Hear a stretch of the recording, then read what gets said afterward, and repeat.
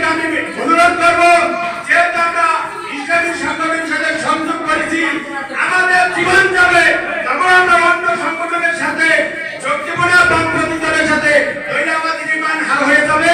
এমন করে নামাজ ভঙ্গের কারণ আছে, উযু ভঙ্গের কারণ আছে, ইমান ভঙ্গের কারণ আছে। ঠিক না ঠিক? রাসূলুল্লাহ সাল্লাল্লাহু আলাইহি ওয়াসাল্লাম বলেন, কি বলেন, যে তোমরা যদি কোনো ব্যক্তির যদি জিহাদি তামান্না তার অন্তরে ভিতরে না থাকে, সে জাহেলিয়াতের মৃত্যু হোক, আমি নবী তার জিম্মাদারি না। এইটা আমাদের হোক।